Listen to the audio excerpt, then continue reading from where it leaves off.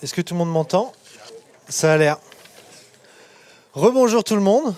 Donc on se retrouve pour la première session du CIC Pitch Challenge, donc qui est le concours de pitch de la Startup Golf Cup qu'on réalise depuis plusieurs années. Cette année, on a fait un format un petit peu particulier puisque les 15 participants qui vont s'affronter le feront pendant 3 sessions différentes. Donc on en a 5 qui vont passer ce matin, 5 autres tout à l'heure à 11h30 et les 5 derniers passeront dans l'après-midi à 15h. Donc je vous invite à revenir les voir parce que c'est vraiment des projets super qui vont vous être présentés. Avant de commencer, du coup, je vais accueillir les membres de notre jury et puis je vous expliquerai les règles ensuite.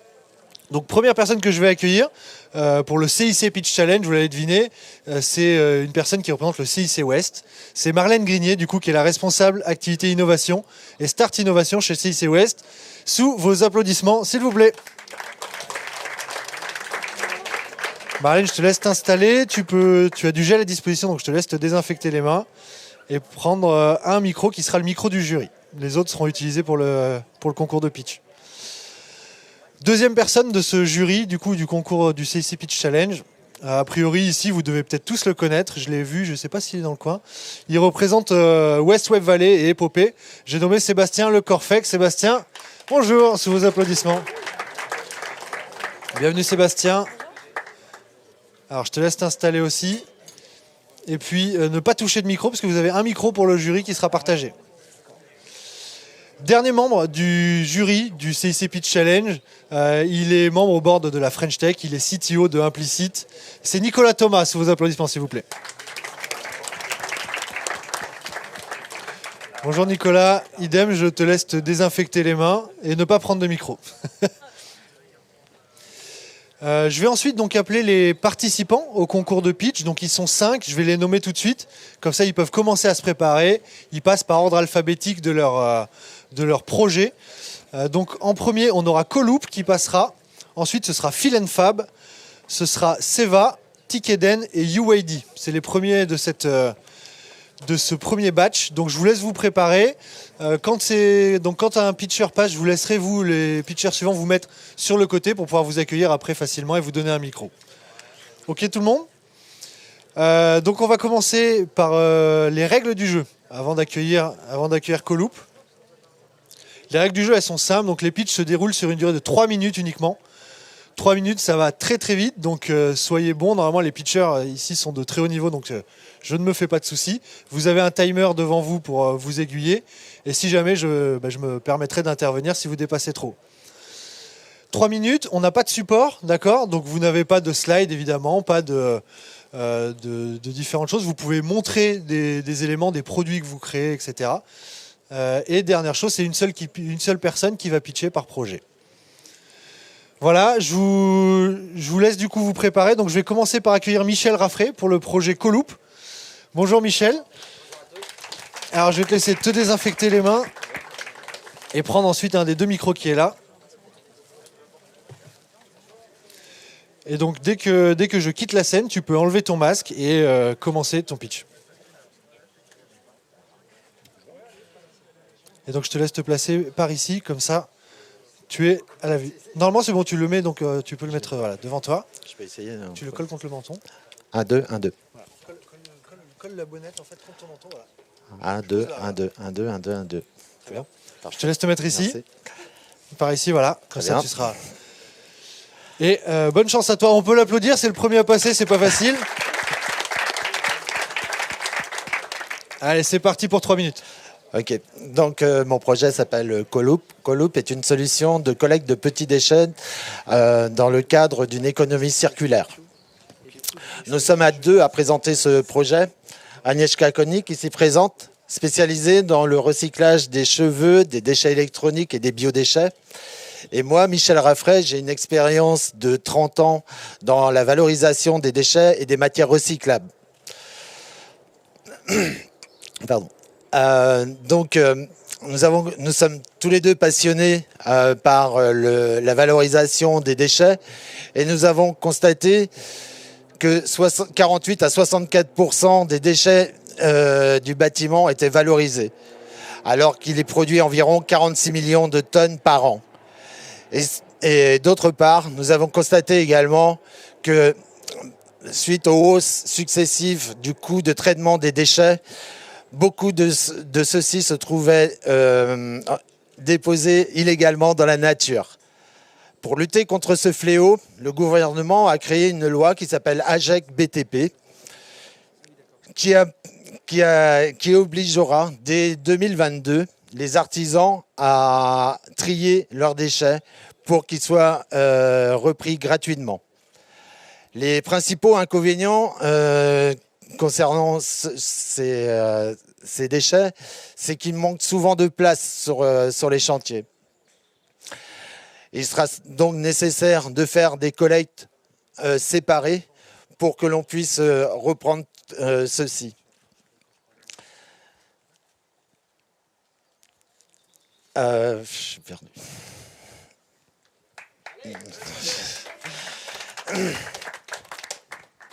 Non, je suis perdu, je suis désolé.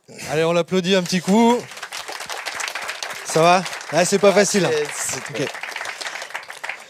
Ce qu'on va faire, on va passer au suivant du concours de pitch. Michel, je te laisse te repréparer, te recentrer tranquillement. Okay. Et tu repasses après, d'accord? C'est parfait. Ok, je te laisse poser le micro. On peut l'applaudir encore, c'est vraiment pas facile de continuer. Ok, donc on va passer au suivant. J'ai oublié de vous préciser une des petites règles, évidemment, du concours de pitch. Le jury a le droit de poser des questions à la fin des 3 minutes. Donc je vous laisserai vous mettre d'accord, poser 1 à 2 questions maximum. Voilà. Qui seront portées par notre émissaire Marlène, puisque c'est elle qui a le micro. C'est bon? Ok, donc je vais appeler la personne suivante. Donc j'ai fait une petite erreur quand je l'ai annoncé tout à l'heure. Un Phil and Fab ne passera pas tout de suite, ce sera à 15h. Et donc c'est pour le projet Dantio qu'on va écouter. Et c'est Romain Mocotel. Bonjour Romain. Bonjour. On peut l'applaudir. Alors ce micro-ci, parce que celui-ci je vais le désinfecter. Ok, c'est bon. C'est bon Romain? C'est bon. Allez, 3 minutes, c'est parti. Bonjour à toutes et à tous. Je m'appelle Romain, j'ai 23 ans. Je suis étudiant en alternance en informatique, développement et en cybersécurité. Et je monte le projet Dantio. Je suis accompagné de 4 autres personnes, de Nikita qui est chirurgien dentiste et de 3 autres développeurs qui ont chacune leurs compétences dans ce milieu. Dantio, c'est quoi? C'est une plateforme à destination des professionnels de la dentisterie, donc des chirurgiens dentistes et des étudiants, pour qu'ils puissent partager et échanger des cas cliniques et des cas pratiques. Donc là, on a vu 2 problématiques dans ce milieu. C'est que les dentistes ont parfois besoin d'un deuxième avis, parce que lors d'un diagnostic, ils peuvent avoir des doutes, ou lors d'une thérapeutique, ils peuvent également avoir des doutes. Donc il y a 2 options qui s'offrent à eux. Soit ils dirigent vers le patient, donc ils perdent le patient, ils dirigent le patient vers un confrère ou vers l'hôpital, ou alors ils prennent des photos du cas clinique et le partagent sur des réseaux sociaux, donc des groupes Facebook ou des groupes WhatsApp, pour avoir un deuxième avis de confrère. Ça nous amène à la deuxième problématique, qui est la sécurisation des données de santé des patients. Car il est important de garder ces données sur des serveurs sécurisés et de ne pas les partager sur des groupes publics Facebook. Donc Dantio, notre solution, répond à ces 2 problématiques, qui est la sécurisation des données et l'échange entre confrères. Donc cette plateforme web et mobile qui leur permet d'échanger des cas pratiques, des photos entre confrères, que ce soit à des confrères directement ou sur des groupes qui soient de localité, donc dentistes de Brest, ou par spécialité.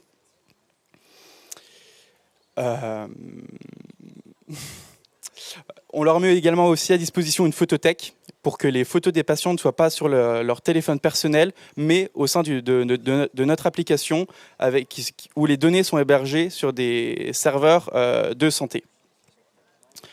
Notre modèle économique, c'est qu'on va faire un abonnement mensuel pour l'application et également proposer des fonctionnalités premium telles qu'une intelligence artificielle d'aide au diagnostic pour les dentistes. Voilà. Merci à vous.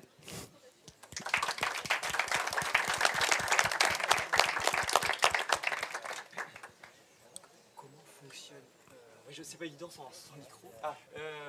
On a mis du gel, on peut se le passer? Pardon? On peut se le passer? Oui, allez-y, si vous avez mis du gel tous les 3, c'est bon? Ouais. Merci Romain. Moi, une petite question par rapport du coup à Erami du côté de Nantes qui va avec de l'IA par rapport à des photos détecter des cancers, tout ça. Oui. On est un peu sur le même principe, c'est une Bien sûr. photo, tu vas stocker des milliers de millions de photos Des et tu vas techniques, pouvoir comme ça aider. Voilà. C'est bien ça. Et simplement. c'est prêt. Non, on a la plateforme de partage de cas cliniques qui est déjà réalisée. Ouais. On a bêta-testé cette application avec des chirurgiens dentistes et les CHU, les universités Ouais. et les facs dentaires sont intéressés par ce produit. Et c'est aussi l'occasion de faire un glossaire de cas cliniques, parce que ça n'existe pas dans la profession. D'accord. Les chirurgiens dentistes peuvent rechercher des cas qui ont été réalisés par des professionnels, quoi. Et l'IA, bien sûr, n'est pas encore développée. À terme, ça serait ça. Ouais. Et à partir de combien de photos ça fonctionnera l'IA? Là, on est encore en pleine étude encore, Ok. donc voilà. Mais on peut faire des premiers prototypes, je pense, avec déjà 200 radios, déjà peut-être commencer à identifier des caries, certaines pathologies. On peut commencer ces aspects-là assez rapidement. Ouais. Ok, merci Romain. Merci. J'ai une petite question. Du coup, est-ce que la donnée est anonymisée? Oui, bien sûr. Sur notre application, on met en place un processus d'anonymisation, que ce soit du floutage sur les photos, donc de tatouages ou etc. Et en fait, on calque des modèles scientifiques de cas cliniques et on renseigne des informations patients, mais rien qui puisse l'identifier concrètement. Enfin, voilà, on a à cœur de l'anonymisation dans nos données. Et vous êtes les seuls sur le marché aujourd'hui? Sur le marché dentaire, oui. Des concurrents potentiels, ça va être des forums. Donc des choses à peu près un peu old school, quoi. C'est pas vraiment des applications, c'est pas réactif non plus. Le plus gros concurrent, on va dire, c'est Facebook. Voilà, en fait, le marché est là puisqu'on a des groupes, par exemple Dentistes de France, où on a 10 000, 12 000 dentistes qui échangent sur des cas cliniques ou tout autre sujet dans ces groupes. J'ai plus de questions. Merci messieurs les jurés, on peut l'applaudir encore une fois. Merci à vous, merci pour votre écoute. Super, merci Romain. Avant d'appeler donc la personne suivante, donc, super pour la question. Sur le timing, on est bon, donc on va pouvoir continuer comme ça. Je voulais vous rappeler que vous pouvez voter en ligne pour élire le prix du jury, pour le prix du coup de cœur du public, pardon. Aujourd'hui, il y a 3 prix qui vont être remis pendant ce concours de pitch. Un grand prix, un prix coup de cœur du jury et un prix du public. Les 3 donnent un accès à la finale régionale des CIC Start Innovation Business Awards, donc qui est le concours d'innovation du CIC Start Innovation et qui après peut amener jusqu'à des prix allant jusqu'à 10 000, 20 000 euros en prize money avec une finale à la Station F à Paris. L'année dernière en tout cas. Donc tout au long de la journée, quand vous voyez les pitchs, vous pouvez voter en ligne. Donc vous avez le lien sur Swapcard directement sur l'accueil de l'application, ou c'est un lien qui s'appelle bit.ly, donc bit.ly/SGC Quimper, et vous pouvez directement voter pour votre projet préféré, et évidemment partager ce lien pour recueillir un maximum de votes. On passe à la personne suivante. Donc avant de raccueillir Michel qui viendra tout à l'heure, qui se reprépare, je vais accueillir Seva qui va nous présenter le projet du même nom, sous vos applaudissements, s'il vous plaît. Oui, tu peux enlever ton masque, donc dès que tu t'es saisi de ton micro. Et puis, ouais, voilà. Et je te laisse commencer. 3 minutes, c'est quand tu veux. Bonjour à toutes et à tous, je m'appelle Seva Wez et aujourd'hui je vais vous présenter ma marketplace seva.bzh. Est-ce que vous saviez que la mode est l'une des industries les plus polluantes au monde?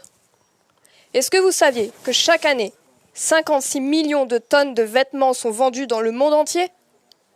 Ce sont des chiffres qui sont totalement ahurissants et qui montrent aussi à quel point la mode à petit prix, plus connue aussi sous le nom de la fast fashion, fait énormément de dégâts sur l'environnement et sur l'humain. Mais voyons aussi le côté positif. D'après une étude, près de 2/3 des Européens sont prêts à changer leur façon de consommer et à acheter des vêtements qui sont plus éthiques et plus responsables. Et sur ces 2/3 d'Européens, 73% d'entre eux sont des jeunes gens âgés de 18 à 34 ans et ce sont eux qui sont déjà à la recherche d'alternatives pour avoir des vêtements qui sont plus qualitatifs. Il faut savoir que ce sont ces jeunes personnes qui consomment aussi le plus souvent sur Internet. Et s'ils sont déjà à la recherche d'alternatives pour avoir des vêtements qui sont plus qualitatifs, il leur faut proposer une solution qui allie les deux. À la fois la commande en ligne et des vêtements plus éthiques et plus responsables. Et justement, c'est ce que nous on a fait. On a créé une marketplace qui est dédiée aux vêtements éthiques et éco-responsables. Vous pouvez trouver en un seul clic plus de 300 vêtements de 30 marques partenaires situées en France, en Belgique et en Espagne et qui sont sélectionnés par un cahier des charges. Vous pouvez trouver également différents styles vestimentaires et différentes gammes de prix pour qu'il y en ait pour tous les goûts et pour tous les budgets. On ne se place pas uniquement comme une simple marketplace où on va vendre que des vêtements. On veut aller au-delà du digital en organisant des événements physiques, comme des boutiques éphémères, comme des conférences pour sensibiliser sur la fast fashion, ainsi que des workshops à destination de nos marques partenaires. Et d'ailleurs, côté marques partenaires, comment ça marche? Eh bien, elles sont présentes sur notre marketplace pour avoir plus de ventes et plus de visibilité, mais pas que. Elles sont également présentes sur notre marketplace pour rentrer dans une communauté de créateurs, afin qu'elles s'entraident toutes entre elles. Elles pourront également participer à nos événements physiques, comme les boutiques éphémères, intervenir dans nos conférences, ainsi que continuer à s'améliorer avec nos workshops. Aujourd'hui, notre modèle économique, c'est 20% de commission sur les ventes et pas plus. On est actuellement en train de revoir notre modèle pour pouvoir évoluer sur des abonnements en mois à destination de nos créateurs qui leur permettront d'accéder à des nouveaux services. À l'heure actuelle, ça fait exactement 1 an et demi que le projet a vu le jour suite à une campagne de financement participatif. Et si j'ai bien envie de vous dire une chose, c'est à quel point ce projet me motive quotidiennement. Tant sur le plan humain que professionnel, c'est un vrai plaisir de partager cette aventure avec nos créateurs partenaires qui, pour la plupart d'entre eux, sont la même tranche d'âge que la mienne. Et je terminerai par une chose, c'est que la marketplace est en plein développement et que je suis donc à la recherche de nouveaux collaborateurs. Merci de votre attention.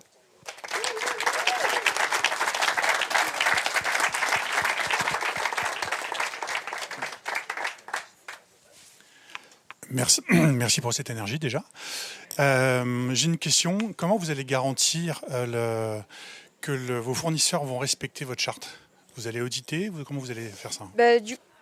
Du coup, au niveau, on s'occupe de ça avant l'entrée des marques sur la marketplace avec notre cahier des charges. Donc au niveau du cahier des charges, il y a plusieurs conditions qu'il faut respecter. Du coup, il faut être immatriculé, il faut exister depuis 1 an minimum. Il faut pouvoir avoir forcément une dimension environnementale dans son projet, donc production française ou européenne ou à l'étranger, mais avec des usines qui ont été labellisées et auditées. Donc en fait, il existe déjà des labels qui s'occupent de toute la partie audit, donc c'est-à-dire les normes sociales, environnementales, etc., pour être sûr qu'il n'y a pas forcément du travail d'enfants, par exemple, derrière les vêtements. Et ça, vous serez en capacité de le suivre? Oui, tout à fait, tout à fait. Donc aujourd'hui, comme dit, il y a les ateliers de confection ont eux-mêmes leur label par rapport aux marques. Et donc, c'est avec les marques qu'on récupère directement ces informations. Il faut savoir aussi qu'on est partenaire d'une start-up rennaise qui s'appelle Vigie, et du coup, qui permet aussi de pousser la transparence et la traçabilité des fournisseurs. Et donc, nous, comme on est partenaire de Vigie, on propose à nos marques un tarif préférentiel pour qu'elles puissent améliorer la traçabilité de leurs vêtements jusqu'au bout et au niveau du processus de fabrication. Merci. Est-ce que 300 références, c'est votre maximum ou vous comptez en avoir plus dans l'avenir? C'est pas notre maximum. On compte en avoir plus, avoir beaucoup plus de marques, démocratiser, avoir le plus de styles vestimentaires possible et le plus de références possible.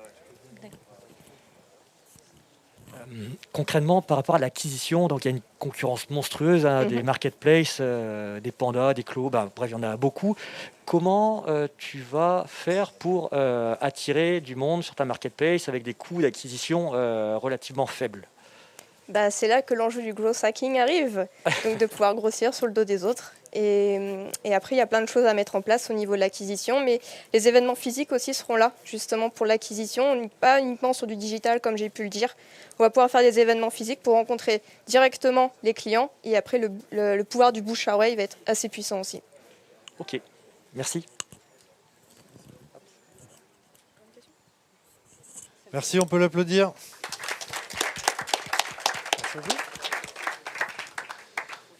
Merci pour ce pitch. Est-ce qu'on m'entend? Ouais.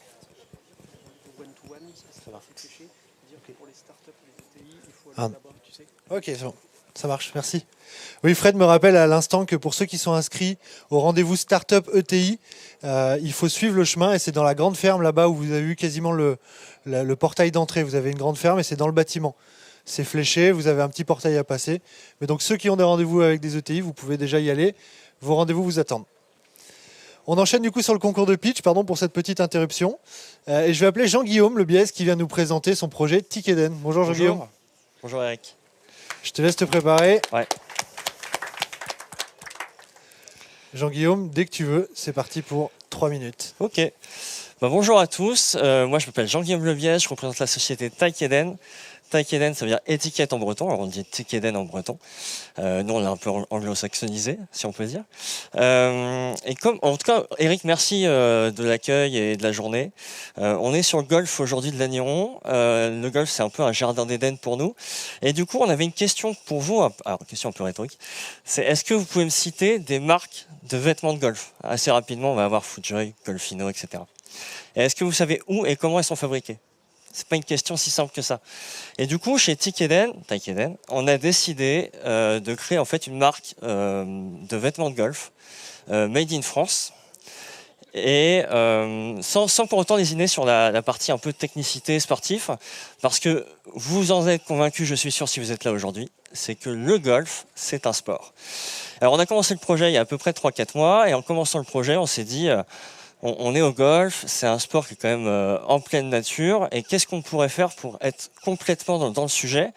Eh bien, on a décidé de travailler sur la partie éco-responsabilité de nos produits en travaillant sur des matières recyclées comme le recyclage de la bouteille plastique, par exemple, pour du polyester, ou sur des matières plus naturelles comme la laine ou la fibre d'eucalyptus. Et puis, nous est venue une idée, on s'est dit, mais finalement, troisième point, quel est le sport le plus convivial au monde? C'est le golf. On fait 18 trous et le 19e trou, on est au bar et on prend un petit moment convivial avec les copains. Et par conséquent, on a décidé de développer une gamme de produits à motifs un peu fun. Et on a même fait une collection Monsieur et Madame pour que les couples soient assortis. Donc en fait, ce qu'on voulait, c'était surtout donner du sens à ce qu'on fait et également donner de la technicité. Parce qu'on est avant tout, certes, une marque de sport, de loisirs, mais bien une marque de sport où on veut favoriser aussi la performance de nos clients. Et c'est tout l'objectif que l'on a. Et alors aujourd'hui, où est-ce qu'on en est? Et ça fait 3 mois. On a une première collection. Les prototypes sont en cours. On ne pourra pas vous les montrer aujourd'hui, mais on a le plan de collection et on sera ravis de vous le partager. En tout cas, sur la partie produit, nous, on a tout en France. Le tissu, il est fait du côté de Lyon. Les boutons sont faits dans le Nord pour les polos. On travaille des ateliers, donc on a des ateliers en Mayenne, en Bretagne historique, Loire-Atlantique, et on a aussi des ateliers du côté de Limoges pour tout ce qui va être chaussettes, etc.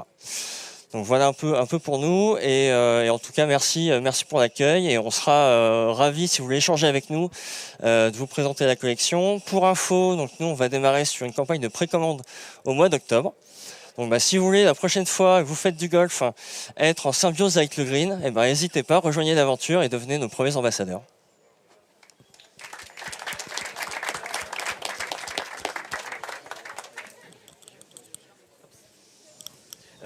Merci Guillaume, très intéressant. Tu seras distribué uniquement via ton site internet ou tu vas être diffusé sur des marketplaces type US Golf ou autre? Alors en fait, on va commencer déjà par la précommande évidemment. Après, on va avoir notre site internet principalement. La problématique un peu qu'on a analysée sur les golfs, c'est que souvent, si on veut être dans les pro shops, on va avoir des problématiques de dépôt-vente, etc. Et donc en fait, on va le faire, mais on ne veut pas le faire trop largement parce qu'on serait en risque de trésorerie un peu, parce que à la fin de la saison, si tu dois reprendre tous tes invendus, ça va être compliqué pour nous. Mais on va cibler en fait des golfs qui vont être, par exemple, tu as le label éco-label dans le golf, donc ça fait sens pour nous. Et en même temps, comme on est une marque made in France, malgré tout, on est obligé d'être un peu haut de gamme parce que on a déjà des savoir-faire en France et puis on est sur une gamme de prix qui est aux alentours de 100 € à peu près pour un polo, ce qui est à peu près la gamme classique dans le golf. Mais voilà, donc du coup, on va cibler ça, mais principalement par Internet. Et comment tu vas réussir à, comme pour Seva tout à l'heure, peser face à des golfinos, justement, exister, acquérir du client? Ouais, alors nous, on a 2 stratégies. Évidemment, c'est de pousser de la communication. On va travailler avec des influenceurs sur, par exemple, la partie motif. Là, on est en train de voir, c'est pas fait encore. On est en train de voir pour travailler avec 2 influenceurs golf qui sont en couple, en fait, pour faire la partie motif, etc., qu'on travaille là-dessus. Le photographe, par exemple, va être aussi un influenceur, qui a une communauté de 8 à 9 000 personnes. Et puis après, on va organiser des compétitions et l'idée, c'est en fait d'aller voir directement le client. Je pense qu'on a de la chance un peu sur le golf, c'est qu'il y a quand même quelque chose à faire. Les marques sont assez classiques, donc si on arrive à rentrer sur le côté motif, ça devrait plaire. Et puis on a une deuxième chance, c'est qu'avec le Covid, c'est à peu près le seul sport qu'on pouvait pratiquer pendant un an. Et donc même s'il y a une baisse des licenciés, il y a une augmentation du nombre de joueurs.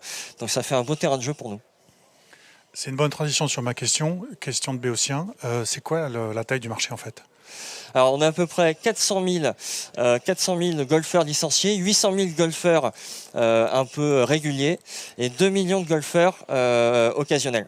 Donc on a quand même un marché qui est important. Après ça se compte évidemment. Oui, mais les occasionnels ils vont pas forcément prendre des vêtements. Non, pas forcément. C'est plutôt les 400 000 licenciés. Ouais.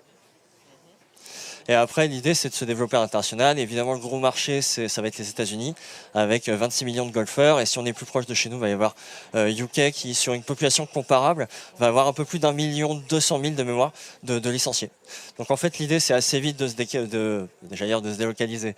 Le mot est, est un peu fort, mais ouais, d'aller conquérir d'autres marchés. Et après, ce qu'on peut aussi faire, nous, c'est de façon très localisée sur des golfs touristiques, etc. Il y a vraiment de quoi s'amuser, je pense, là-dessus. Et si le golf, de manière générale, est un sport où on s'habille quand même globalement de manière classique, je veux dire, vous pourriez vous habiller en golf et aller au restaurant. Et donc, du coup, on pourrait avoir quelques personnes qui seraient intéressées pour prendre des articles pour du casual, par exemple. Voilà. Ce qui évite d'être trop sport, même si on est d'abord une marque de sport. Merci. Merci à vous. Merci Jean-Guillaume. Merci. Je ne sais pas si on m'entend. Merci Jean-Guillaume. On peut l'applaudir. Je te laisse du coup poser ton micro ici. Il sera désinfecté par l'équipe. Pour le dernier pitcher du coup de cette session, je vais appeler Erwan Carvac qui est déjà à côté de moi. Bonjour Erwan. Je te laisse poser ton masque. Je vous rappelle que vous pouvez voter en ligne pour le prix du public. C'est sur votre application Swapcard. Vous avez un bouton vote pour le CIC Pitch Challenge. Ça a déjà commencé, donc n'hésitez pas à soutenir votre projet préféré. Erwan, 3 minutes, c'est bon? C'est parti. Allez, c'est parti. C'est parti. Sous Bonjour vos à applaudissements. Merci. Bonjour à tous, donc, je suis Erwan Carvarek et aujourd'hui je vais vous présenter mon projet UYD. Chez UYD, on fait des vêtements pop et colorés à partir de bouteilles plastiques recyclées. Avant d'arriver au projet, on a eu 2 constats. Premier constat, la fast fashion, ou l'industrie de la mode en général, très pollueur. Là, ça fait à peu près 20 secondes que je parle. En 20 secondes, l'industrie a bouffé 2,5 millions de litres d'eau pour produire du coton, pour faire des teintures, pour délaver des jeans, etc. etc. Ces 2,5 millions de litres d'eau s'apparentent à 3 mois de consommation pour la totalité de la population quimpéroise. Bouffé en 20 secondes. C'est choquant. Et tout ça pour au final vendre des vêtements en France le prix d'un sandwich. Donc premier constat sur cette fast fashion qui a vu naître d'autres marques éco-responsables depuis 4-5 ans qui œuvrent sur le bio, sur le coton bio, sur les matières recyclées, etc., etc. Sauf que nous, personnellement, on reproche à ces marques de manquer d'innovation, de manquer de diversité. Aujourd'hui, il y a très peu de diversité dans ce milieu. Et de pratiquer ce qu'on appelle le greenwashing, méthode contre laquelle officiellement elles se battent. Donc problème de cohérence. Donc sur ces constats-là, on a décidé de bâtir une marque, donc UYD, qui est vraiment transparente et vraiment éco-responsable. Le tout en mettant le design au cœur du projet. Donc on est parti de ce constat, on avait le concept, et maintenant il fallait trouver la matière qu'on allait recycler. Donc on a décidé d'œuvrer sur le plastique, parce que pour nous c'est le plus urgent, il y en a partout. Pareil, à l'heure où je parle, ça fait à peu près 1 minute 30. On a bouffé 8,5 tonnes de plastique en France, en 1 minute 30. Donc concrètement, la matière, on en a, ça y a pas de problème. donc voilà, donc avec cette matière, on a décidé de développer un tissu avec les façonneurs français. Donc ça nous a pris 1 an et demi de R&D. Et pour au final arriver sur le premier produit UYD, donc un sweat. On a développé un sweat avec ce tissu. Ce sweat est 100% recyclé, 100% recyclable et made in France. On est le seul à faire ça. Mais on n'a pas voulu s'arrêter là, et on a voulu faire rentrer l'imprimé. Parce que l'imprimé aujourd'hui n'existe pas dans le milieu éco-responsable. Donc avec tout un process qu'on a développé qui nous permet d'utiliser 1000 fois moins d'eau qu'un vêtement de fast fashion équivalent sur un sweat, on a développé à faire rentrer les imprimés. D'ailleurs, pour la petite histoire, je pars aujourd'hui même à Lyon à la fin de l'événement pour aller chercher les tissus, faire les impressions demain, confectionner dimanche dans notre atelier quimpérois et lancer les protos pour le lancement de la marque qui est très très très prochain.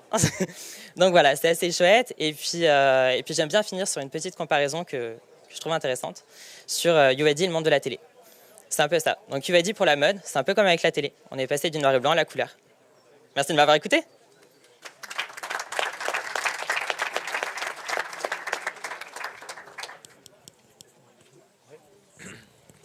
Merci Erwan. Adidas, je crois, c'est en 2024, toute sa production sera 100% recyclée. Je ne sais pas si c'est de la com ou si c'est vrai, mais c'est ce que j'avais cru entendre. Par rapport à toutes ces marques, comment vous allez parvenir à exister? Je vois que Parler aussi fait des chaussures. Il y a plein de monde au final aussi sur ce territoire. Comment tirer ton épingle du jeu, ouais. Alors, nous, on a la flexibilité d'une petite marque. Ce que Adidas, par exemple, n'a absolument pas. 2024... Voilà, c'est limite. Ils commencent à faire rentrer effectivement Ralph Lauren, Lacoste, Adidas, font rentrer des gammes éco-responsables. Mais c'est le but. Après, nous, notre but, c'est de faire changer la mode. Parce que là, pour l'instant, c'est dégueu. Donc, on se bat quelque part pour la même chose. Et nous, dans un temps assez court, on va partir sur des développements de nouvelles fibres. Donc, à s'affranchir des bouteilles plastiques pour développer, recycler un déchet dont on ne connaît pas encore lequel, mais en fibre, pour être propriétaire effectivement du process. D'accord, parce que là aujourd'hui, vous avez des fournisseurs à Lyon qui vous fournissent la matière première. C'est ça. Ah ouais. On travaille et à avec terme, eux, en fait. vous voulez intégrer, internaliser tout ça. On va être propriétaire de la totalité du circuit. Ok, super, merci.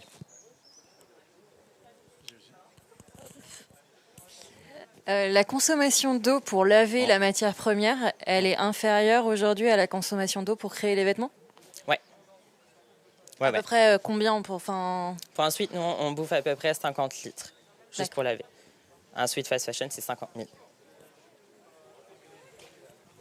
Un suite, 50 000 pour le créer et 50 avec la production de l'enlever. matière, parce que nous, du coup, on ne crée pas la matière. Et effectivement, c'est la création de la matière qui bouffe énormément de ressources. Les canaux de distribution seront lesquels? E-commerce, uniquement. E-commerce. Parce que on a voulu pratiquer des tarifs qui étaient abordables. On commence à 89 € pour du Made in France, du recyclé et de l'imprimé. C'est quand même hyper short, donc on s'est privé des magasins. Mais après tout, c'est pas non plus notre clientèle, donc c'est pas un problème. Merci Erwan. Et bien de rien. Merci de m'avoir écouté. Merci Erwan. Je te laisse remettre ton micro ici. Merci. C'était le dernier participant du coup de cette première session du CIC Pitch Challenge. Michel reviendra tout à l'heure, le temps de se préparer. Je vous remercie pour votre attention. Alors, deux petites informations pendant qu'on prépare le reste de la prochaine conférence, donc qui sera dédiée à l'expérience client avec la Braise Marketing Academy. Déjà, on va applaudir une première fois notre jury du concours de pitch parce qu'ils ont été top. Je vous libère, messieurs, dames. On se récupère tout à l'heure et puis on se retrouve du coup pour la deuxième session à 11h.